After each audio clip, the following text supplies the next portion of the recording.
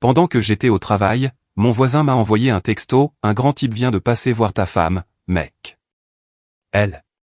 Le son de notification de mon téléphone a fendu le silence de mon bureau à domicile comme un couteau dans du beurre. J'ai jeté un coup d'œil à l'écran, m'attendant à un autre email de travail ou à un spam, mais j'ai vu le nom de Dave Rizzo. Mon voisin n'était pas vraiment du genre à envoyer des textos. Alors, quand son message est apparu, j'ai su que quelque chose n'allait pas. Un grand type vient de passer. Ta femme en lingerie noire. Je me suis dit que tu devais savoir. Avant de nous plonger plus profondément dans cette histoire, j'ai une petite demande. Veuillez vous abonner, laisser un j'aime, un commentaire, et partager pour donner un coup de pouce à cette chaîne afin que plus de gens puissent découvrir ces incroyables histoires de Reddit. Les mots m'ont frappé comme un coup de masse en plein ventre. Sous le message, il y avait une photo qui m'a glacé sur place. C'était ma femme, Jenna, debout dans l'embrasure de notre porte, portant l'ensemble de lingerie noire coûteux que je lui avais acheté pour notre anniversaire l'année dernière. Le même ensemble qu'elle prétendait être trop chic pour les occasions ordinaires. Apparemment, un mardi après-midi se qualifiait comme une occasion assez spéciale quand le bon homme venait frapper à la porte. Je m'appelle Neil Carter et j'ai 34 ans. Je travaille comme responsable du support informatique pour un cabinet comptable de taille moyenne ici à Cleveland, dans l'Ohio. Ce n'est pas le travail le plus excitant du monde, mais ça paie les factures et assure le bon fonctionnement de notre modeste maison de banlieue. Du moins, je pensais qu'elle fonctionnait bien jusqu'à ce que le texto de Dave brise cette illusion en 1 million de morceaux. J'ai fixé la photo pendant ce qui m'a semblé une éternité. L'horodatage indiquait qu'elle avait été prise il y a à peine 20 minutes, pendant que j'étais coincé en réunion avec mon patron incompétent à discuter des plannings de maintenance trimestrielle des serveurs. Pendant que j'étais un mari et un employé responsable, ma femme, elle, organisait apparemment sa propre petite fête privée. Le grand type en question devait être Ethan Brandt. Je soupçonnais que quelque chose se passait entre eux depuis des semaines. Ethan était le propriétaire du nouveau centre de fitness en ville, le genre d'endroit où les femmes au foyer d'âge mûr vont pour prétendre qu'elles ont encore 25 ans. Il était tout ce que je n'étais pas, un M90, musclé, d'une confiance en soi confinant à l'arrogance, et apparemment irrésistible pour les femmes mariées en quête de sensations fortes. Jenna avait commencé à fréquenter sa salle de sport il y a environ 3 mois, prétendant qu'elle avait besoin de se remettre en forme et de se retrouver. J'aurais dû savoir que quelque chose clochait quand elle a commencé à se maquiller pour ses séances de sport et à acheter de nouvelles tenues de sport qui coûtaient plus cher que la mensualité de ma voiture. Le dernier signal d'alarme aurait dû être quand elle a commencé à s'entraîner à des heures étranges, comme les mardis après-midi, quand elle pensait que je serais coincé au bureau jusqu'à 18 h. J'ai fait une capture d'écran du message et de la photo de Dave, les mains tremblantes d'un mélange de rage et d'humiliation. Je connaissais Jenna depuis 22 ans, nous étions mariés depuis 8 ans, et c'est ainsi qu'elle récompensait ma loyauté et mon dévouement. Pendant que je faisais des heures supplémentaires pour payer ses cours de pilates et ses obsessions pour la nourriture bio, elle utilisait notre maison comme son nid d'amour personnel. Mon téléphone a de nouveau vibré. Un autre message de Dave. Ça va, mec? Je peux passer si tu as besoin de renfort. Dave Rizzo avait 41 ans, était divorcé et travaillait comme technicien en climatisation. Il avait emménagé à côté il y a environ 2 ans après l'implosion de son propre mariage à cause de l'infidélité de son ex-femme. Si quelqu'un comprenait ce que je traversais en ce moment, c'était bien lui. Il était devenu une sorte de grand frère pour moi. Toujours prêt avec une bière et des conseils d'une franchise brutale sur la vie, les femmes et l'injustice générale de l'univers. J'ai répondu rapidement. Tu veux m'aider à leur donner une leçon? Sa réponse est arrivée presque immédiatement. De quoi as-tu besoin? J'ai regardé l'horloge sur l'écran de mon ordinateur. Il était 15h47. Si la voiture d'Ethan était encore dans mon allée, ils étaient probablement encore en plein dedans. Cette pensée me retournait l'estomac, mais elle a aussi allumé autre chose en moi. Quelque chose qui sommeillait depuis trop longtemps. Je n'allais pas être le mari pathétique et cocu qui prétend que rien ne s'est passé. Je n'allais pas les laisser m'humilier sans conséquence. Donne-moi 20 minutes, ai-je texté à Dave. Ensuite, frappe à ma porte d'entrée et dit à Jenna qu'il y a une fuite de gaz qui nécessite une inspection immédiate. Fais-le de manière forte et urgente. Je rentre à la maison. Compris, frérot. Il est temps de piéger les rats. J'ai fermé mon ordinateur portable et attrapé mes clés, mon esprit formulant déjà un plan. Jenna se croyait si maligne, programmant sa liaison en plein après-midi alors que j'étais censé être coincé au travail. Ce qu'elle ne savait pas, c'est que je partais plus tôt les mardis depuis un mois, utilisant mes heures supplémentaires accumulées pour m'occuper de mes affaires personnelles. L'affaire personnelle du jour allait devenir très personnelle. Le trajet jusqu'à la maison a duré exactement 18 minutes, mais je me suis garé à 2 rues de chez moi. Je devais approcher à pied pour ne pas être vu. En marchant dans les rues familières du quartier, le long des pelouses bien entretenues et des clôtures blanches, je ne pouvais m'empêcher de penser à quel point tout semblait normal en surface. Derrière ces façades de banlieue, des gens mentaient, trompaient et détruisaient leur mariage, tout comme Jenna détruisait le nôtre. Je pouvais voir la BMW argentée d'Ethan garée dans mon allée, sans la moindre gêne. L'arrogance de la chose m'a fait serrer la mâchoire.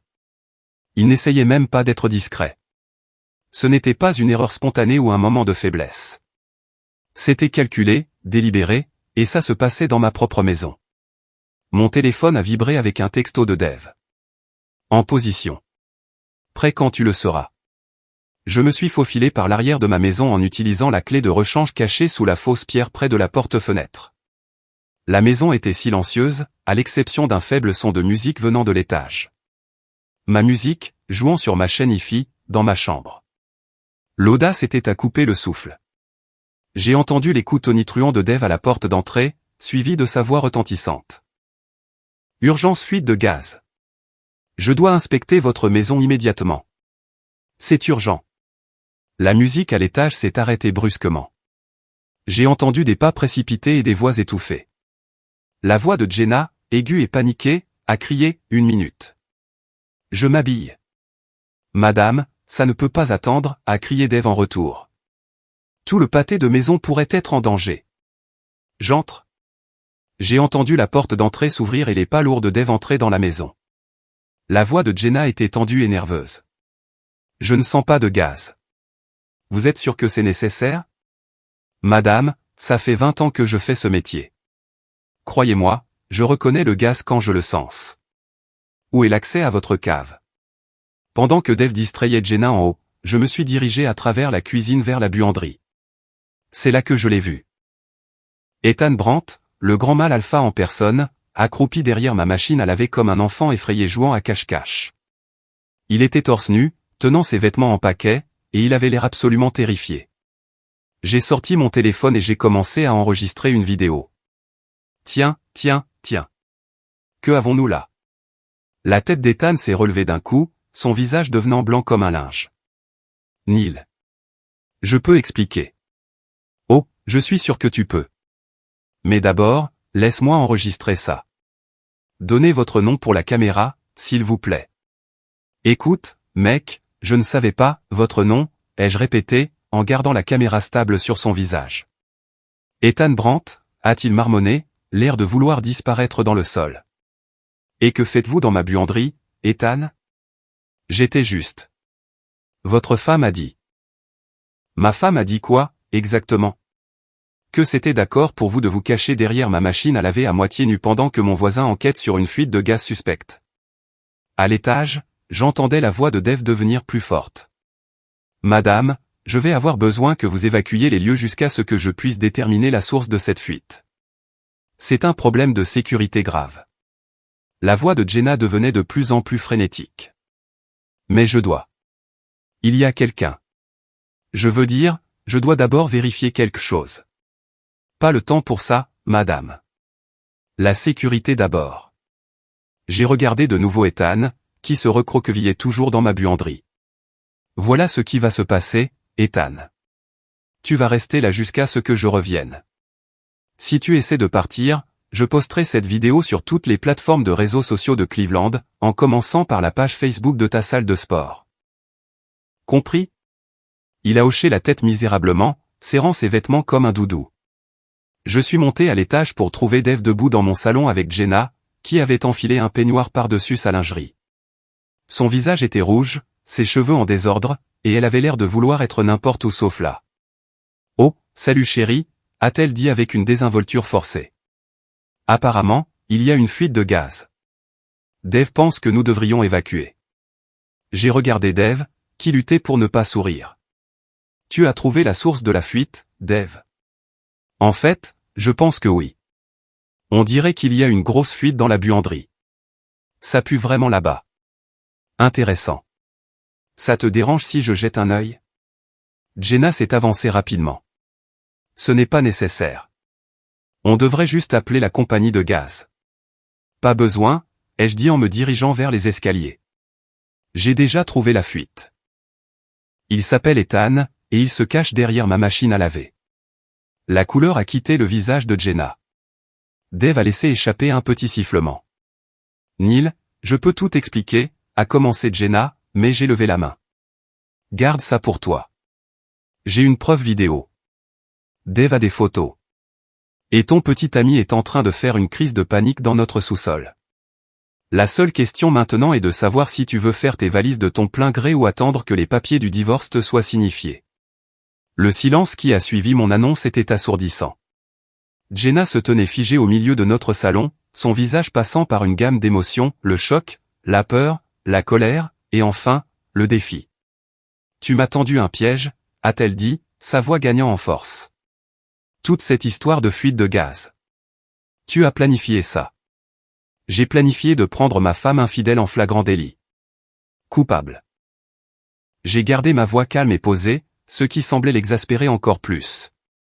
Dave s'est raclé la gorge. Je devrais probablement aller voir votre invité en bas. M'assurer qu'il n'essaie pas de s'échapper par la porte de derrière. Bonne idée, ai-je dit.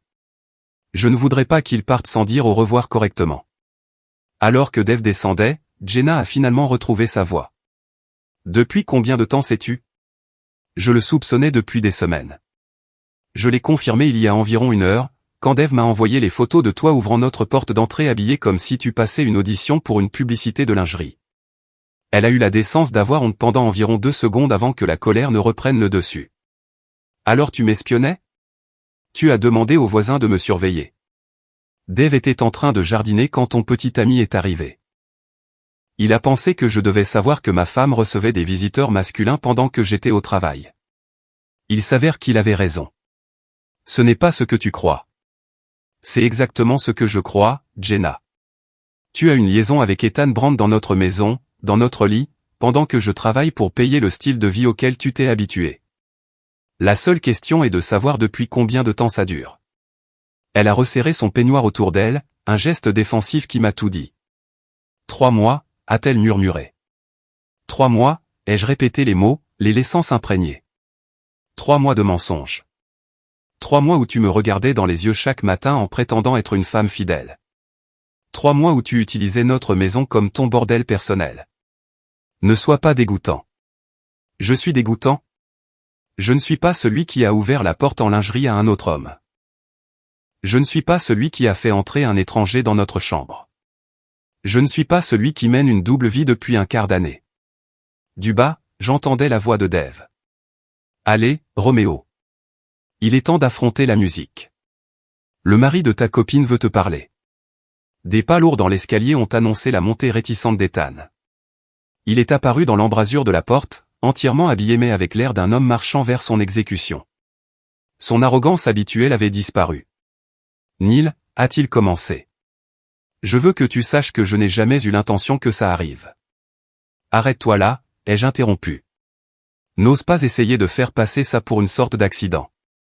Tu n'es pas arrivé accidentellement chez moi. Tu n'as pas accidentellement séduit ma femme. Tu ne t'es pas accidentellement retrouvé à te cacher dans ma buanderie comme un adolescent surpris par le père de sa petite amie. Le visage d'Ethan est devenu rouge. Écoute, votre mariage était déjà en difficulté. Vraiment? Parce que ce matin, je pensais être marié à quelqu'un en qui je pouvais avoir confiance. Ce matin, je pensais que mon plus gros problème était de gérer mon patron incompétent. Ce matin, j'étais un homme heureux en ménage qui prévoyait de surprendre sa femme avec des réservations au restaurant pour vendredi soir. Jenna a émis un petit son, entre un sanglot et un hoquet. C'est vrai, Jenna.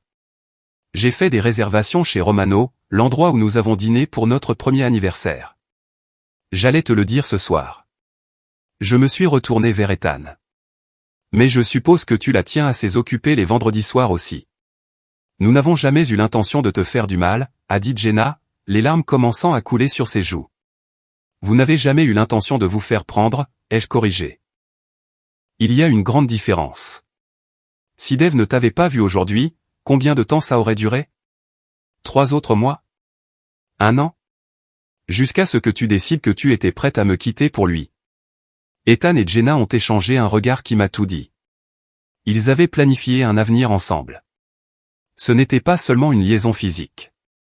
C'était aussi une liaison émotionnelle. Dave s'est avancé. Neil, je déteste interrompre, mais nous devrions probablement discuter de la suite. Tu appelles la police? Pourquoi faire? L'adultère n'est malheureusement pas illégal en Ohio. Et techniquement, Jenna l'a invité à entrer, donc ce n'est pas une violation de domicile. Alors, quel est le plan? A demandé Dave. J'ai regardé ma femme et son amant, tous deux debout dans mon salon, l'air misérable et honteux. La colère brûlait toujours dans ma poitrine, mais elle était rejointe par autre chose. Un désir froid et calculateur de justice. Le plan est simple. Ethan, tu vas quitter ma maison et ne jamais revenir. Tu vas rester loin de ma femme et tu vas rester hors de ma vie. Si je te vois de nouveau près de ma propriété, je demanderai une ordonnance d'éloignement et je m'assurerai que tout le monde dans cette ville sache exactement quel genre d'homme tu es. Ethan a hoché la tête avec empressement, clairement soulagé que je ne prévois pas de le passer à tabac. Absolument. Je comprends tout à fait. Je n'ai pas fini, ai-je continué. Tu vas aussi appeler ta femme et lui dire exactement ce que tu as fait ces 3 derniers mois. Ce soir. Son visage est redevenu blanc. Neil, s'il te plaît. Lisa mérite de savoir à quel genre de mari elle est mariée, tu ne crois pas? Tout comme je mérite de savoir à quel genre de femme j'étais marié. Tu ne peux pas m'obliger. Je ne peux t'obliger à rien faire, Ethan. Mais je peux poster cette vidéo de toi te cachant dans ma buanderie sur les réseaux sociaux. Je peux en envoyer des copies à tous les membres de ta salle de sport. Je peux m'assurer que tout le monde à Cleveland sache que le grand Ethan Brandt n'est rien de plus qu'un lâche qui séduit des femmes mariées et se cache derrière des machines à laver quand il se fait prendre. La menace a fait mouche. Toute l'entreprise d'Ethan reposait sur sa réputation de mâle alpha fort et confiant. Si la nouvelle se répandait qu'il avait été surpris à se terrer dans le sous-sol de quelqu'un, son image soigneusement construite serait détruite. D'accord, a-t-il dit entre ses dents. Je le dirai à Lisa. Bien. Maintenant, sors de ma maison. Ethan s'est dirigé vers la porte, puis s'est arrêté et s'est retourné vers Jenna. Jen, Non, ai-je dit sèchement. Tu n'as pas le droit de dire au revoir. Tu n'as pas droit à une conclusion. Tu n'as droit à rien, sauf au privilège de sortir d'ici sans que je poste cette vidéo. Pour l'instant. Il est parti sans un autre mot, et j'ai entendu sa BMW démarrer et quitter mon allée. Le son de son départ aurait dû être satisfaisant, mais au lieu de ça, il m'a juste laissé seul avec ma femme infidèle et les décombres de mon mariage. Jenna pleurait plus fort maintenant, le mascara coulant sur ses joues entraînées noires. Neil, s'il te plaît. Nous devons en parler. Je sais que j'ai fait une terrible erreur. Une erreur, c'est d'oublier de prendre du lait au magasin. Une erreur, c'est de prendre 2 rendez-vous pour le même dîner. Ce que tu as fait, c'est un choix. Chaque jour pendant 3 mois, tu as choisi de me trahir. Tu as choisi de me mentir. Tu as choisi d'amener un autre homme dans notre maison et dans notre lit. J'étais seule, a-t-elle sangloté. Tu travailles tout le temps, tu es toujours fatigué. Nous ne parlons plus, nous ne faisons plus rien ensemble. Alors au lieu de m'en parler, au lieu de suggérer une thérapie de couple ou même juste de me dire que tu n'étais pas heureuse, tu as décidé d'avoir une liaison. Je n'avais pas prévu que ça arrive. Mais une fois que c'est arrivé, tu as prévu que ça continue. Tu as planifié tes séances du mardi après-midi. Tu as planifié tes mensonges et tes alibis. Tu as tout planifié, sauf de te faire prendre. Dave était resté silencieux près de la fenêtre, mais il a pris la parole. Neil, je devrais probablement rentrer chez moi et vous laisser régler ça. Il n'y a rien à régler, ai-je dit fermement. Jenna, tu as 2 choix. Tu peux faire tes valises et partir ce soir, ou tu peux rester ici pendant que je fais les miennes et que je trouve un hôtel. Mais nous n'allons rien régler. Nous n'allons pas en thérapie. Nous n'allons pas essayer de sauver ce mariage. C'est fini. Tu ne peux pas être sérieux, a-t-elle murmuré. 8 ans de mariage et tu es prêt à tout jeter par-dessus bord pour une seule erreur? Je ne jette rien, Jenna. C'est toi qui as tout jeté. Je ne fais que nettoyer le désordre que tu as laissé derrière toi. La finalité dans ma voix a semblé la frapper comme un coup physique. Elle s'est affaissée sur le canapé, pleurant toujours, essayant encore de réaliser que son secret était révélé et que son mariage était terminé. Je ferai mes valises ce soir, a-t-elle dit doucement. Je resterai chez ma sœur jusqu'à ce que je trouve un appartement. Bien. Je resterai chez Dave jusqu'à ce que tu sois parti. Je ne veux pas être sous le même toit que toi en ce moment. Alors que je montais pour préparer un sac de nuit, j'entendais Jenna au téléphone avec sa sœur Michelle, essayant d'expliquer pourquoi elle avait besoin d'un endroit où rester. La conversation se déroulait aussi bien que prévu. Qu'est-ce que tu veux dire par « tu t'es fait prendre » ? La voix de Michelle était assez forte pour que je l'entende depuis la chambre. Prise à faire quoi ? Je ne suis pas resté pour entendre l'explication de Jenna. J'ai attrapé des vêtements, mon ordinateur portable et mon chargeur, puis je suis redescendu. Jenna était toujours au téléphone, mais elle a levé les yeux quand je suis apparu avec mon sac. Je reviendrai demain soir pour prendre le reste de mes affaires, lui ai-je dit. J'attends de toi que tu sois parti d'ici là. Elle a hoché la tête, les larmes coulant toujours sur son visage. En sortant de ma propre maison, Dave m'a rejoint. Sacrée histoire, a-t-il dit doucement. Ouais, sacrée histoire. Ça va ? J'y ai réfléchi un instant. Est-ce que j'allais bien ? Mon mariage était fini. Ma confiance avait été brisée. Et ma vie était sur le point de changer d'une manière que je ne pouvais même pas encore imaginer. Mais sous toute la douleur et la colère, il y avait autre chose, le soulagement. Le simulacre était terminé. Les mensonges étaient exposés. Pour la première fois depuis des mois, je savais exactement où j'en étais. Ça ira, ai-je finalement dit. Ça ira. Le lendemain matin, je me suis réveillé sur le canapé de Dave avec un torticolis et le goût amer de la trahison encore frais dans la bouche. Dave était déjà debout, préparant du café dans sa cuisine et essayant de faire comme s'il ne m'avait pas entendu me tourner et me retourner toute la nuit. « Tu as dormi un peu ?» a-t-il demandé en me tendant une tasse de café noir. Un peu. Je n'arrêtais pas de penser à tout ce que j'ai manqué. Tous les signes que j'aurais dû voir. Ne te fais pas ça, mec. Les infidèles sont doués pour cacher leurs traces. C'est ce qui fait d'eux des infidèles. Mon téléphone vibrait depuis le matin avec des textos et des appels manqués. Jenna avait apparemment passé la nuit à appeler tout son répertoire, essayant de contrôler le récit avant que je puisse raconter ma version de l'histoire. Le problème, c'est que la plupart de nos amis communs étaient en réalité ses amis, et ils obtenaient sa version en premier. Le premier texto venait de Mandy Richardson, la meilleure amie et complice de Jenna. Je n'arrive pas à croire que tu jettes ton mariage par-dessus bord pour un malentendu. Jenna est dévastée. Un malentendu ? C'est à ça que 8 mois d'adultère avaient été réduits. Le message suivant venait de Tom et Sarah Mitchell, un couple avec qui nous étions amis depuis des années. On a entendu que toi et Jenna aviez des problèmes. On espère que vous pourrez arranger ça. Le mariage, c'est une question de pardon. Le pardon. Facile à dire quand ce n'est pas votre conjoint qui vous ment en face depuis des mois. Mais le message qui m'a vraiment mis en colère venait de la sœur de Jenna, Michelle. Tu fais une énorme erreur, Neil. Jenna a fait un mauvais choix, mais elle t'aime. Ne laisse pas ta fierté détruire ta famille. Ma fierté ? Comme si vouloir une femme fidèle était une sorte de défaut de caractère. Ils prennent tous son parti, ai-je dit en montrant les messages à Dave. Il les a lus et a secoué la tête. Bien sûr qu'ils le font. Elle leur a parlé en premier, et elle joue la victime. Le manuel classique de l'infidèle. Peut-être que je devrais les appeler. Expliquer ce qui s'est vraiment passé. Épargne ta salive. Les gens croient ce qu'ils veulent croire. Ceux qui comptent finiront par découvrir la vérité. Les autres ne valent pas ton temps de toute façon. Dave avait raison. Mais ça faisait quand même mal. C'étaient des gens que j'avais considérés comme des amis. Des gens que j'avais invités à des barbecues et à des anniversaires. Des gens que je pensais me soutiendraient en cas de crise. Au lieu de ça, ils étaient prêts à me sacrifier pour préserver leur vision confortable du monde. Mon téléphone a sonné et j'ai vu le nom de mon patron sur l'écran. Génial. C'est tout ce dont j'avais besoin. Neil, où es-tu ?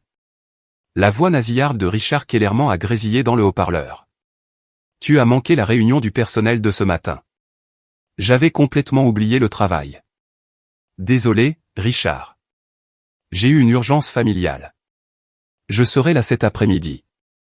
J'espère que ça ne deviendra pas une habitude. Nous avons l'audit Henderson qui commence la semaine prochaine, et j'ai besoin que tu sois concentré.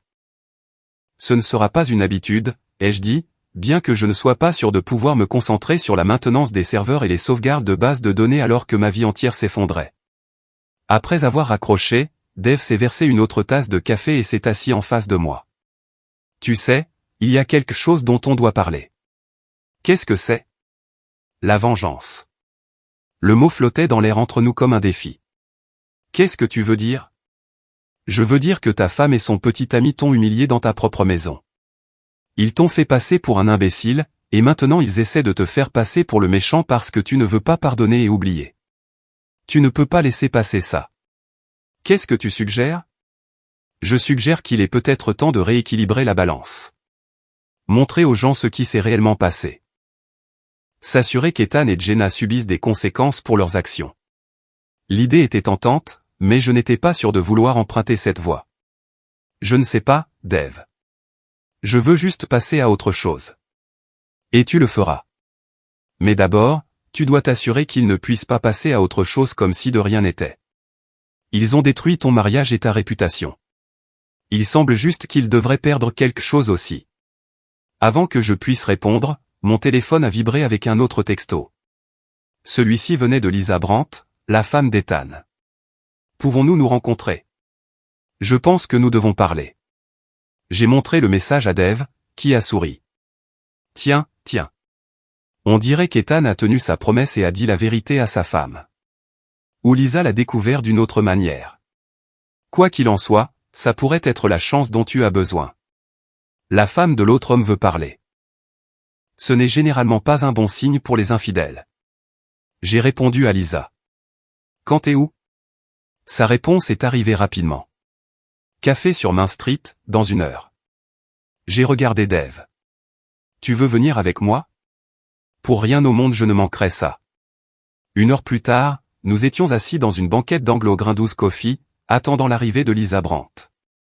Je l'avais vue quelques fois lors d'événements de quartier et dans des restaurants locaux, mais nous n'avions jamais vraiment parlé. C'était une femme séduisante d'une 30aine d'années, avec des cheveux foncés et des yeux intelligents qui semblaient tout absorber autour d'elle. Elle est entrée dans le café pile à l'heure, nous a repérés immédiatement et s'est dirigée vers notre table. De près, je pouvais voir qu'elle avait pleuré, mais il y avait autre chose dans son expression, une colère froide et contrôlée. Neil, a-t-elle dit en tendant la main. Je suis Lisa.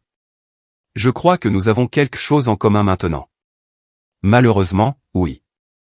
Voici mon voisin Dave. C'est lui qui a pris les photos. Lisa a serré la main de Dave et s'est assise en face de nous. Merci pour ça. Sans ces photos, je n'aurais peut-être jamais su ce que mon mari faisait vraiment pendant ses réunions de développement commercial. Alors il vous l'a dit? Finalement, après que je l'ai confronté avec des preuves de mon côté. Elle a sorti son téléphone et nous a montré une série de textos entre Ethan et Jenna.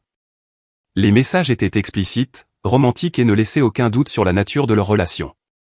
Comment les avez-vous eus, ai-je demandé. Ethan n'est pas aussi intelligent qu'il le pense.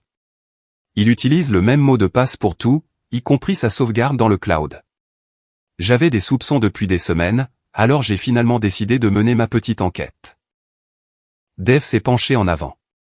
Quel genre d'enquête? Le genre approfondi. Je suis au courant de leur rendez-vous du mardi et du vendredi. Je suis au courant de la chambre d'hôtel qu'il a louée le mois dernier quand vous étiez en déplacement pour cette conférence, Neil. Je suis au courant des bijoux qu'il lui a achetés et du week-end qu'il prévoyait à Chicago. Le café dans mon estomac s'est transformé en acide. Un week-end à Chicago. Ils avaient planifié une escapade romantique pendant que je prévoyais des réservations pour notre dîner d'anniversaire. Il y a plus, a continué Lisa. Je sais aussi qu'ils parlaient de nous quitter. Ethan prévoyait de demander le divorce le mois prochain et d'emménager avec Jenna. Les coups n'arrêtaient pas de pleuvoir. Non seulement Jenna me trompait, mais elle prévoyait aussi de me quitter.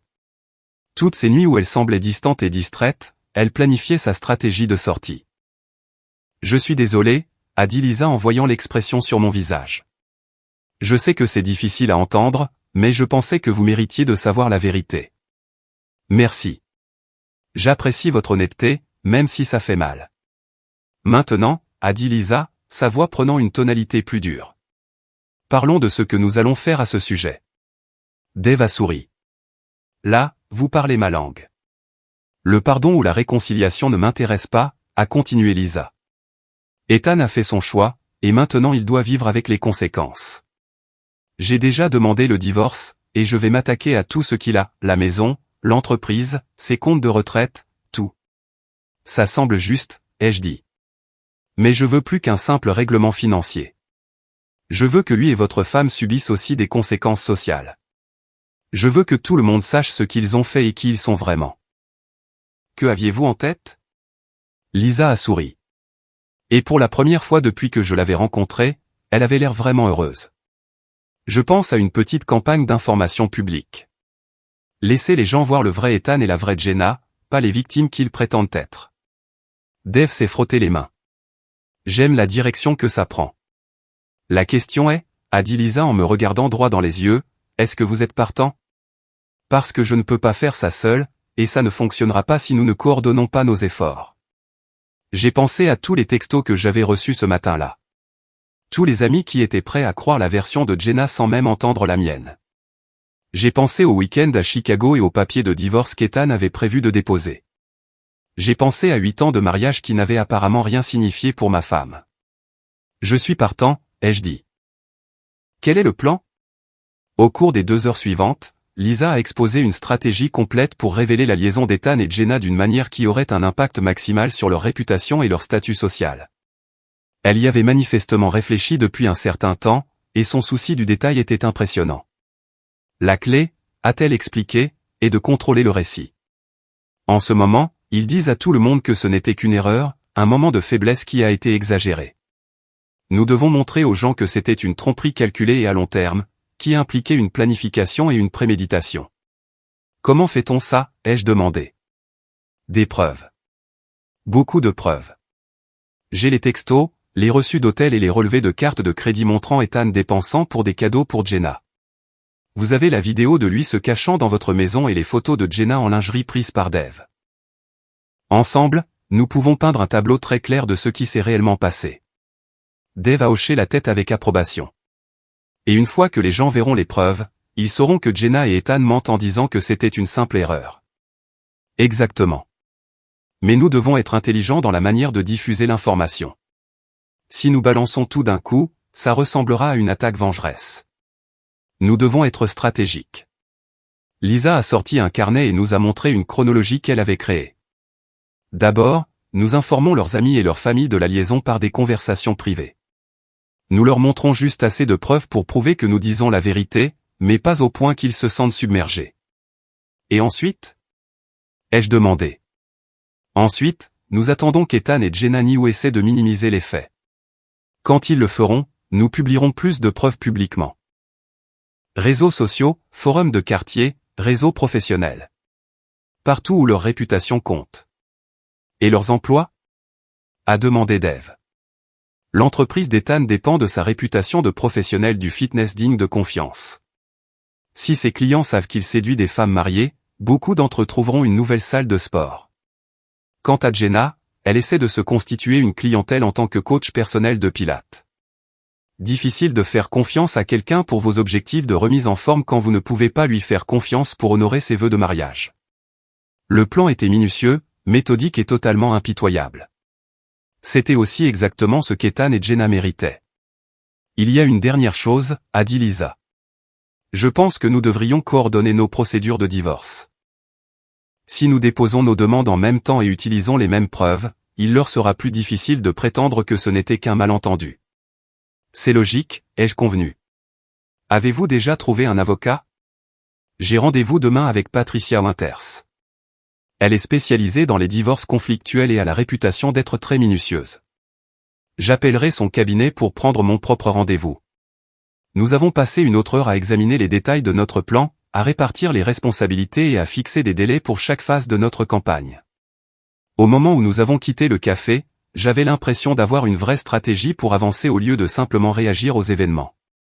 Alors que Dave et moi retournions à sa voiture, il m'a tapé sur l'épaule.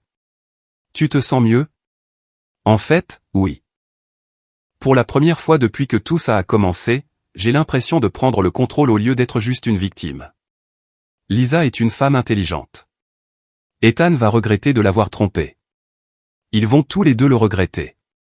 Quand nous sommes retournés chez Dave, j'ai trouvé plusieurs autres textos qui m'attendaient. Le premier était de Jenna. Il faut qu'on parle. Ça n'a pas besoin d'être si moche. Le deuxième était d'Ethan. J'ai tout dit à Lisa. Peut-on s'il te plaît juste passer à autre chose maintenant? Le troisième était de Michelle, la sœur de Jenna. Jenna dit que tu prépares une sorte de vengeance. N'aggrave pas les choses. J'ai montré les messages à Dave, qui a ri. Ils ont peur. Tant mieux. Ils devraient l'être. Je devrais répondre? Pas encore. Laisse-les mariner un peu. De plus, tu as du travail à faire. Il avait raison. La première phase du plan de Lisa consistait à contacter les amis et les membres de la famille commun, à leur présenter les preuves de la liaison et à les laisser tirer leurs propres conclusions. J'ai commencé par faire une liste des personnes qui devaient savoir la vérité, mes parents, mon frère, les parents de Jenna et nos amis les plus proches. L'appel le plus difficile a été celui à mes parents. Ils vivaient en Floride maintenant, à la retraite, profitant de leurs années dorées. Ils avaient toujours aimé Jenna et la considéraient comme faisant partie de la famille. Leur annoncer qu'elle m'avait trompé allait les dévaster. Neil. La voix joyeuse de ma mère est passée au téléphone. Quelle belle surprise. Comment allez-vous, toi et Jenna? En fait, maman, c'est pour ça que j'appelle. Jenna et moi, nous allons divorcer. Le silence qui a suivi était assourdissant. Finalement, la voix de mon père est intervenue. Que s'est-il passé, fiston? Je leur ai donné les faits de base, la liaison, les preuves, les mensonges et la tromperie. Je suis resté simple et direct, laissant les faits parler d'eux-mêmes. Oh, Neil, a dit ma mère, la voix brisée. Je suis tellement désolé. Nous n'avions aucune idée qu'elle était capable de faire une chose pareille. Moi non plus, maman. Mais j'ai des preuves, et il n'y a aucun doute sur ce qui s'est passé. Que pouvons-nous faire pour aider, a demandé mon père. Soyez juste là pour moi. Ce sera un processus difficile et j'aurai besoin de tout le soutien que je pourrai obtenir. Bien sûr. Tu es notre fils et nous t'aimons. Quoi que tu aies besoin. L'appel avec les parents de Jenna a été beaucoup plus difficile. Ils avaient toujours été protecteurs envers leur fille et n'étaient pas prêts à croire qu'elle était capable d'adultère. Il doit y avoir un malentendu, a dit la mère de Jenna. Elle ne ferait jamais une chose pareille. Madame Peterson, j'ai une preuve vidéo de son amant se cachant dans notre maison. J'ai des photos d'elle ouvrant notre porte en lingerie pendant que j'étais au travail. Il n'y a pas de malentendu. Mais elle t'aime. Non, elle ne m'aime pas. Si elle m'aimait, elle n'aurait pas prévu de me quitter pour un autre homme. Si elle m'aimait, elle n'aurait pas utilisé notre maison pour sa liaison. La conversation s'est mal terminée, les parents de Jenna m'accusant d'être vindicatif et refusant de considérer la possibilité que leur fille puisse être en faute. C'était douloureux, mais pas inattendu. Les parents ont souvent des angles morts en ce qui concerne le comportement de leurs enfants. Les appels à nos amis communs se sont mieux passés. La plupart d'entre eux ont été choqués par les preuves que j'ai présentées, et plusieurs ont admis qu'ils avaient remarqué des changements dans le comportement de Jenna au cours des derniers mois. Tom Mitchell, en particulier, s'est excusé pour son texto précédent. Mon Dieu, Neil, je n'avais aucune idée que c'était si grave.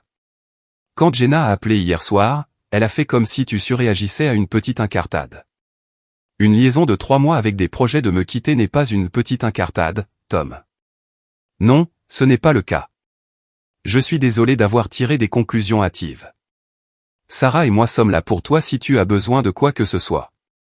À la fin de la journée, j'avais parlé à tout le monde sur ma liste. Les réponses variaient, mais la plupart des gens m'ont soutenu une fois qu'ils ont vu les preuves. Plus important encore, la nouvelle commençait à se répandre.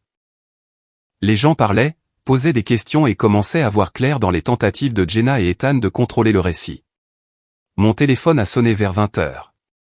C'était Jenna, et elle semblait furieuse. Qu'est-ce que tu fiches, Neil? 6 personnes m'ont appelé aujourd'hui pour me poser des questions sur des photos et des vidéos. Tu essaies de détruire ma réputation. Je dis la vérité aux gens, Jenna. Si cela détruit ta réputation, tu aurais peut-être dû y penser avant de décider d'avoir une liaison. C'est du harcèlement. Tu ne peux pas simplement diffuser des informations privées sur notre mariage à tous ceux que nous connaissons. En fait, si. Tout ce que je partage est vrai et documenté. Si ça ne te plaît pas que les gens sachent ce que tu as fait, tu n'aurais pas dû le faire. Je veux que tu arrêtes ça tout de suite. Sinon quoi? Tu vas me tromper? Tu vas me mentir? Tu vas prévoir de me quitter pour un autre homme? Oh, attends. Tu as déjà fait tout ça. Elle m'a raccroché au nez, mais je pouvais entendre le désespoir dans sa voix. Le plan fonctionnait. Pour la première fois depuis que le texto de Dave avait fait voler mon monde en éclats, j'avais l'impression de gagner. Le lendemain matin a apporté un nouveau développement auquel je ne m'attendais pas. Lisa m'a appelé à 7 heures, la voix tendue de colère contenue. Ethan a engagé un avocat, a-t-elle dit sans préambule. Il prétend que nous sommes engagés dans une campagne de harcèlement et menace de demander une ordonnance d'éloignement. Peut-il faire ça? Il peut essayer, mais ça ne marchera pas. Tout ce que nous avons partagé jusqu'à présent est vrai et documenté.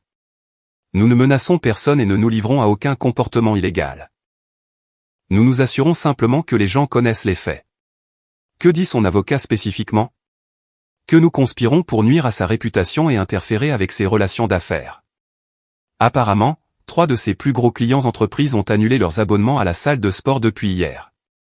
J'ai ressenti une vague de satisfaction. Bien. Les actions ont des conséquences. C'est exactement ce que je pense.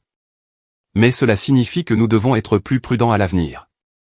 Tout ce que nous faisons doit être complètement irréprochable et légalement défendable.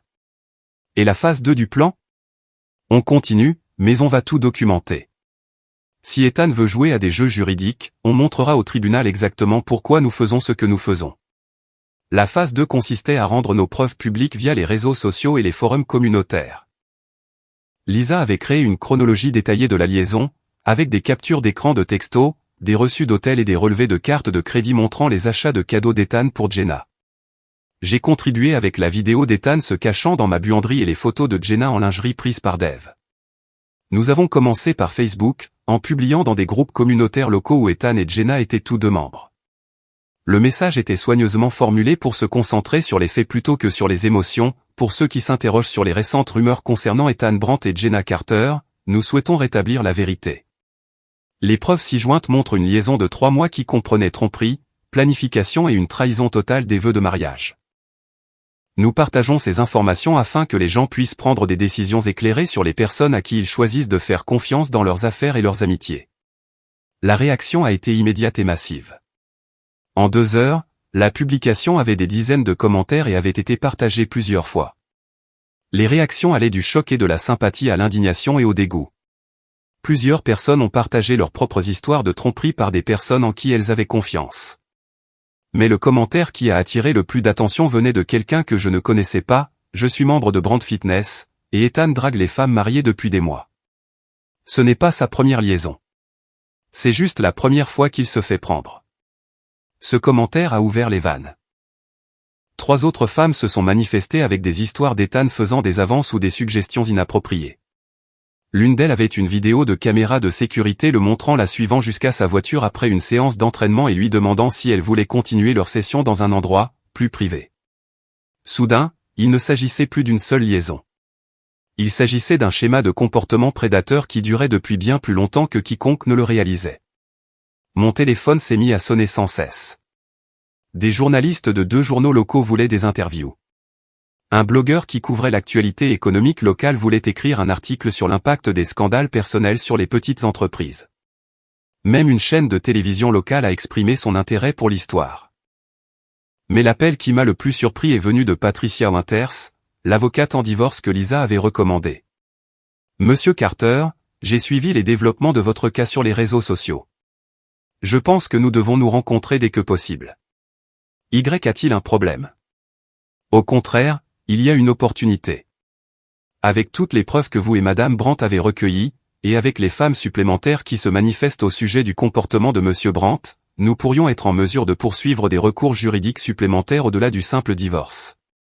Quel genre de recours? l'aliénation d'affection, l'infliction intentionnelle de détresse émotionnelle, et peut-être même la fraude, si nous pouvons prouver que votre femme prévoyait de vous quitter tout en vous laissant continuer à payer pour son style de vie et ses dépenses. La réunion avec Patricia Winter s'était prévue pour le lendemain matin, mais je n'ai pas eu à attendre aussi longtemps pour voir l'impact de notre campagne sur les réseaux sociaux. Le soir, l'histoire s'était propagée au-delà de nos groupes communautaires locaux pour atteindre des forums régionaux plus larges et des sites d'information. La salle de sport d'Ethan recevait des avis négatifs sur toutes les plateformes, Google, Yelp, Facebook et des sites spécialisés dans le fitness. Les gens partageaient des captures d'écran de ses textos inappropriés et avertissaient les autres femmes de se tenir à l'écart de lui. Plusieurs clients entreprises avaient publiquement annoncé qu'ils mettaient fin à leur relation avec Brand Fitness. Jenna n'était pas épargnée non plus.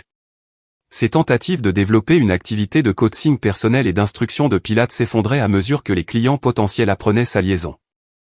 Le studio de yoga local où elle donnait des cours l'avait discrètement retiré de son planning après avoir reçu des plaintes de membres. Mais le développement le plus satisfaisant est venu d'une source inattendue. La femme d'Ethan, Lisa, avait mené sa propre enquête, et elle avait découvert quelque chose qui a tout changé. « J'ai trouvé la preuve irréfutable », m'a-t-elle dit au téléphone ce soir-là. Ethan a utilisé les fonds de l'entreprise pour payer ses liaisons. Chambre d'hôtel, cadeaux, dîner. Tout a été débité sur la carte de crédit de l'entreprise. C'est de la fraude. Exactement. Et comme la salle de sport est partiellement financée par un prêt aux petites entreprises que j'ai co-signé, je suis techniquement une victime de sa fraude. Mon avocat pense que nous pouvons porter plainte au pénal. Allez-vous le faire? Absolument. J'en ai fini de jouer gentiment avec lui. Il veut menacer avec des ordonnances d'éloignement et des plaintes pour harcèlement. Très bien. Voyons comment il aime expliquer ses pratiques commerciales à un tribunal pénal. En raccrochant le téléphone, j'ai ressenti une satisfaction qui allait au-delà de la simple vengeance. Ethan et Jenna se croyaient si malins, si prudents dans leur tromperie. Ils pensaient pouvoir détruire mon mariage et ma confiance sans subir de réelles conséquences. Ils apprenaient à quel point ils avaient eu tort. Mon téléphone a vibré avec un texto de Dave. Regarde les infos. La chaîne 8 diffuse un reportage sur le scandale à 23h. J'ai allumé les nouvelles locales et j'ai attendu. Effectivement, à 23h15, le présentateur a introduit un reportage sur un propriétaire de salle de sport locale faisant face à des allégations de fraude et de conduite inappropriée avec ses clientes. Le reportage était bref mais dévastateur. Il comprenait des interviews de 3 femmes qui avaient été harcelées par Ethan, des citations d'anciens clients qui avaient annulé leurs abonnements, et une déclaration de l'administration des petites entreprises disant qu'ils examinaient les allégations concernant l'utilisation abusive des fonds du prêt. Le journaliste a également mentionné que le scandale avait commencé lorsque le propriétaire de l'entreprise avait été surpris en train d'avoir une liaison avec une cliente mariée, bien qu'il n'ait pas nommé Jenna spécifiquement. À la fin du reportage, mon téléphone a sonné. C'était Jenna et elle pleurait. « Neil, s'il te plaît. Il faut que tu fasses cesser tout ça. J'ai perdu 3 clientes aujourd'hui et ma sœur ne veut même plus me parler. C'est allé trop loin. Trop loin. Jenna, tu as eu une liaison de 3 mois dans notre maison pendant que je travaillais pour nous soutenir. Tu prévoyais de me quitter pour un autre homme. Tu m'as menti en face tous les jours pendant des mois. Et tu penses que le fait que je dise la vérité aux gens est allé trop loin? J'ai fait une erreur. Arrête d'appeler ça une erreur. Les erreurs sont des accidents. Ce que tu as fait était un choix. Une série de choix. Et maintenant, tu dois vivre avec les conséquences de ces choix. Mais je t'aime. Non, tu ne m'aimes pas. Si tu m'aimais, rien de tout ça ne serait arrivé. Si tu m'aimais, tu m'aurais parlé des problèmes que tu pensais que nous avions au lieu de courir vers un autre homme. Ne pouvons-nous pas s'il te plaît essayer de régler ça en privé, sans toute cette publicité et ce drame? Tu aurais dû penser à la vie privée avant d'ouvrir notre porte d'entrée en lingerie pour ton amant. Tu aurais dû penser au drame avant de commencer à planifier des week-ends à Chicago avec un homme marié. Tu as rendu ça public au moment où tu as décidé d'impliquer d'autres personnes dans la destruction de notre mariage. Je n'ai jamais voulu que tout ça arrive. Si, tu l'as voulu, Jenna. Tu as voulu que tout ça arrive. La seule chose que tu n'as pas voulu, c'est de te faire prendre. J'ai raccroché le téléphone et éteint la télévision. Demain apporterait de nouveaux développements, de nouvelles révélations, et probablement de nouvelles tentatives d'Ethan et Jenna de minimiser leurs actions ou de rejeter la faute sur les autres. Mais ce soir-là, pour la première fois depuis que ce cauchemar a commencé, j'ai dormi paisiblement. La justice n'était plus seulement un concept. Elle se produisait réellement. 3 jours plus tard, tout a atteint son paroxysme de la manière la plus publique possible. Patricia Winters avait déposé mes papiers de divorce. Lisa avait porté plainte au pénal pour fraude contre Ethan. Et les médias locaux traitaient l'affaire comme le scandale de l'année. C'est alors que Jenna a commis l'erreur qui allait définir le reste de sa vie. Elle a décidé de tenir une conférence de presse. Debout sur les marches du palais de justice avec un avocat que je ne reconnaissais pas, Jenna a fait face à une foule de journalistes et de caméras pour raconter sa version de l'histoire. J'ai regardé la diffusion en direct depuis le salon de Dave, croyant à peine ce que je voyais. Je veux répondre aux rumeurs vicieuses et aux mensonges qui ont été répandus à mon sujet au cours de la semaine dernière, a-t-elle commencé, la voix tremblante mais défiante. Mon mari s'est engagé dans une campagne de harcèlement et d'intimidation destinée à détruire ma réputation et mes moyens de subsistance. La journaliste de la chaîne 8 a levé la main. Madame Carter, niez-vous avoir eu une liaison avec Ethan Brandt? J'admets que j'ai fait de mauvais choix dans mon mariage, mais la façon dont cette situation a été dépeinte est complètement injuste et unilatérale. Mon mari a pris des problèmes conjugaux privés et les a transformés en un spectacle public à des fins vengeresses. Donc, vous ne niez pas la liaison. Je dis que les mariages sont compliqués et que parfois les gens font des erreurs quand ils se sentent seuls et négligés dans leur relation. Dave a sifflé doucement. Elle essaie carrément de te blâmer pour son infidélité. À l'écran, un autre journaliste a demandé, et les preuves qui ont été rendues publiques? Les photos, les vidéos, les textos? Ces documents ont été obtenus illégalement et partagés sans mon consentement. Mon avocat explore toutes les options légales pour tenir les responsables de cette campagne de harcèlement pour responsables. C'est là que j'en ai eu assez. J'ai appelé Lisa. Tu regardes ça? Malheureusement, oui. Elle aggrave son cas à chaque mot. Je pense qu'il est temps pour la phase 3. L'option nucléaire. L'option nucléaire. La phase 3 était quelque chose que nous espérions ne pas avoir à utiliser. C'était la preuve la plus accablante que nous avions, et la diffuser mettrait essentiellement fin à toute possibilité pour Jenna ou Ethan de restaurer leur réputation. Mais après avoir regardé Jenna essayer de se faire passer pour la victime tout en me traitant de harceleur vindicatif, j'en avais fini de me retenir. La preuve était un enregistrement que Lisa avait fait d'une conversation téléphonique entre Ethan et Jenna datant de 2 semaines. Dans cet enregistrement, ils discutaient de leur projet de quitter leur conjoint, parlaient de la stupidité et de la naïveté de Neil et Lisa, et riaient de la facilité avec laquelle ils nous avaient trompés. Mais la partie la plus accablante était lorsqu'ils discutaient de leur stratégie pour gérer la situation s'ils se faisaient prendre. La voix d'Ethan était claire sur l'enregistrement, si quelqu'un découvre, on dit juste que c'était une erreur, qu'on s'est laissé emporter, et que nos mariages étaient déjà en difficulté. Les gens veulent toujours pardonner à un infidèle repentant. La réponse de Jenna était encore pire, et si ça ne marche pas, on peut toujours crier au harcèlement ou au harcèlement criminel, les faire passer pour les fous. Lisa avait obtenu l'enregistrement légalement. Il était sur le téléphone d'Ethan, auquel elle avait accès en tant que sa femme, et l'Ohio était un État à consentement unilatéral pour les enregistrements. Nous l'avions gardé comme une assurance, mais la conférence de presse de Jenna venait de l'encaisser. Moins d'1 heure après la fin de la conférence de presse de Jenna, l'enregistrement était téléchargé sur YouTube, partagé sur toutes les plateformes de réseaux sociaux et envoyé à tous les médias de la ville. Le titre était simple, le vrai visage de Jenna Carter et Ethan Brandt, ce qu'ils pensent vraiment de leurs victimes. La réaction a été rapide et brutale. Les mêmes journalistes qui venaient d'écouter Jenna affirmer être victime de harcèlement l'entendaient maintenant rire de tromper son mari et de prévoir de manipuler l'opinion publique si elle se faisait prendre. Mon téléphone s'est immédiatement mis à sonner. La journaliste de la chaîne 8 voulait une réaction à l'enregistrement. Le journal voulait une interview sur le fait d'être traité de « stupide et naïf » par ma femme infidèle. Une émission de radio locale voulait que j'appelle pour discuter de la situation. Mais l'appel qui comptait le plus est venu de Patricia Winters. Neil, cet enregistrement change tout. Avec cette preuve, nous pouvons également porter plainte pour fraude contre Jenna. Elle prévoyait de vous quitter tout en vous laissant continuer à payer pour son style de vie, et elle vous trompait activement sur l'état de votre mariage pour que vous continuiez à la soutenir financièrement. Qu'est-ce que cela signifie concrètement? Cela signifie qu'elle n'obtiendra pas la moitié de vos actifs dans le divorce. Cela signifie qu'elle pourrait avoir à vous rembourser l'argent qu'elle a dépensé pour sa liaison. Et cela signifie qu'elle pourrait faire face à des accusations criminelles pour fraude. Et pour Ethan? Il est fini. Les accusations de fraude criminelle étaient déjà graves, mais cet enregistrement montre une préméditation et une conspiration. Il risque une peine de prison significative et des pénalités financières. Ce soir-là, je suis finalement rentré chez moi pour la première fois depuis la découverte de la liaison.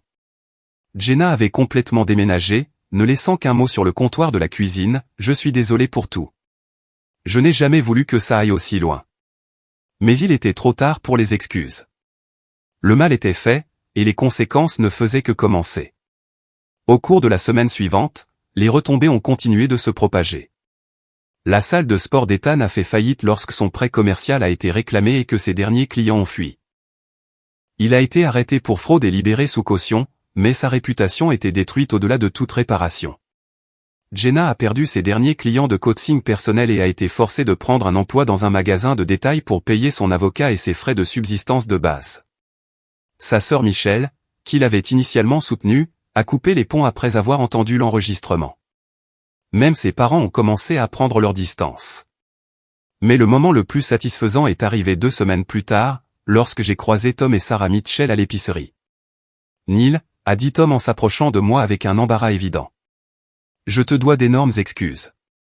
Quand tout ça a commencé, je pensais que tu étais peut-être trop dur, que tu ne voulais pas pardonner. Mais après avoir entendu cet enregistrement, tu n'as pas besoin de t'excuser, Tom. Tu essayais d'être un bon ami pour nous deux. Je comprends ça. Non, j'aurais dû faire confiance à ton jugement dès le début. Ce que Jenna et Ethan ont fait est impardonnable, et la façon dont ils prévoyaient de manipuler la situation s'ils se faisaient prendre est tout simplement diabolique. » Sarah a hoché la tête en signe d'accord. « Nous voulons que tu saches que tu as notre soutien total. S'il y a quoi que ce soit que nous puissions faire pour t'aider à traverser ça, s'il te plaît, dis-le nous. » En rentrant de l'épicerie, j'ai réfléchi à quel point ma vie avait changé en quelques semaines seulement. Mon mariage était terminé. Ma confiance avait été brisée, et mon existence confortable en banlieue avait été bouleversée. Mais j'étais aussi libre. Libre des mensonges. Libre de la tromperie. Libre d'une relation qui avait été construite sur de faux prétextes. Pour la première fois depuis des mois, je pouvais me regarder dans le miroir et respecter l'homme qui me regardait. Jenna et Ethan se croyaient si malins, si prudents dans leur planification. Ils pensaient pouvoir détruire ma vie et s'en tirer sans dommage. Ils avaient tort. Parfois, la justice ne se résume pas à ce qui se passe dans une salle d'audience. Parfois, il s'agit de s'assurer que les gens subissent les conséquences naturelles de leur choix. Parfois, il s'agit de s'assurer que la vérité éclate, peu importe à quel point elle met les gens mal à l'aise. Et parfois, la justice consiste simplement à refuser d'être une victime. En arrivant dans mon allée, j'ai vu Dave travailler dans son jardin. Il m'a fait un signe de la main et s'est approché de ma voiture. « Comment ça va, voisin ?»« Mieux, ai-je dit, et je le pensais. Beaucoup mieux. » Content de l'entendre. « Tu sais, je pensais à ce que tu as dit l'autre jour, sur le fait que toute cette expérience t'a appris à te défendre. Et alors ? Je pense que tu devrais écrire un livre à ce sujet. Comment j'ai attrapé ma femme infidèle et repris ma vie en main, ou quelque chose comme ça. Les gens ont besoin de savoir qu'ils n'ont pas à être des victimes, qu'ils peuvent se battre quand quelqu'un essaie de détruire leur vie. J'ai ri. Je ne sais pas pour un livre, mais peut-être que je vais commencer un blog ou quelque chose du genre. Partager ce que j'ai appris sur la reconnaissance des signes d'infidélité et sur la façon de se protéger quand ça arrive. C'est une excellente idée. Aider d'autres personnes à éviter de vivre ce que tu as vécu. Alors que Dave retournait à son jardinage, je suis resté dans mon allée et j'ai regardé ma maison. C'était la même maison où j'avais découvert la trahison de ma femme, la même maison où j'avais confronté son amant, la même maison où mon mariage était mort. Mais c'était aussi la maison où j'avais trouvé mon courage, où j'avais décidé de me battre pour ma dignité et mon respect de moi-même, où j'avais appris que parfois la meilleure vengeance est simplement de refuser de laisser les mauvais choix de quelqu'un d'autre définir votre vie. 6 mois plus tard, Ethan a été condamné à 18 mois de prison pour fraude et a été condamné à dédommager les créanciers de son prêt commercial et les clients qui l'avaient trompé. Sa femme, Lisa, a reçu un règlement substantiel dans leur divorce et a utilisé l'argent pour créer sa propre entreprise de conseil prospère. Le règlement de divorce de Jenna l'a laissée avec des actifs minimes et l'obligation de me rembourser l'argent qu'elle avait dépensé pour sa liaison. Elle a déménagé dans un autre état pour essayer de reconstruire sa vie loin du scandale, mais Internet n'oublie jamais, et sa réputation l'a suivie partout où elle est allée. Quant à moi, j'ai découvert que la vie après la trahison pouvait être meilleure que la vie d'avant. J'ai été promu au travail, j'ai acheté une nouvelle maison dans un meilleur quartier et j'ai recommencé à fréquenter des gens. Plus important encore, j'ai appris à faire confiance à mon instinct et à ne plus jamais ignorer les signaux d'alarme dans les relations. Le blog que j'ai commencé sur la reconnaissance et la survie à l'infidélité est devenu assez populaire pour que je sois invité à prendre la parole dans des groupes de soutien et à écrire des articles pour des sites web sur les relations. Aider d'autres personnes à surmonter les suites de la trahison a donné un sens à ma propre expérience douloureuse. Un soir, près d'un an après que le texto de Dave a changé ma vie pour toujours, je dînais dans un restaurant quand j'ai vu une silhouette familière au bar. C'était Ethan, l'air plus vieux et plus usé que dans mes souvenirs. Nos regards se sont croisés à travers la pièce, et un instant, j'ai cru qu'il allait s'approcher de moi. Au lieu de ça, il a rapidement détourné le regard et a quitté le restaurant sans finir son verre. Je n'ai rien ressenti. Ni colère, ni satisfaction, ni pitié. Il n'était qu'un étranger qui avait brièvement croisé ma vie et m'avait appris de précieuses leçons sur la nature humaine et l'importance de se défendre. Ce soir-là, j'ai écrit la dernière entrée de ma série de blogs sur la survie à l'infidélité. Se remettre d'une trahison ne consiste pas à oublier ce qui s'est passé ou à pardonner aux personnes qui vous ont fait du mal. Il s'agit d'apprendre de l'expérience, de devenir plus fort grâce à elle et de construire une vie meilleure que celle que vous aviez auparavant. Il s'agit de refuser de laisser les choix de quelqu'un d'autre définir votre valeur ou déterminer votre avenir. Les personnes qui vous ont trahi subiront les conséquences de leurs actes, que vous soyez impliqué dans ce processus ou non. Votre travail n'est pas de vous assurer qu'elles soient punies. Votre travail est de vous assurer que vous guérissiez. Et parfois, la meilleure des vengeances est tout simplement de bien vivre. En fermant mon ordinateur portable et en me préparant à aller au lit, j'ai réalisé que Dave avait eu raison sur une chose. J'avais écrit un livre, après tout. Pas un livre traditionnel, mais un récit numérique du parcours d'un homme de victime à survivant, puis à quelqu'un qui pouvait aider les autres confrontés aux mêmes défis. Ce n'était pas la vie que j'avais prévue, mais c'était une bonne vie, peut-être même une excellente vie. Et c'était la meilleure des vengeances.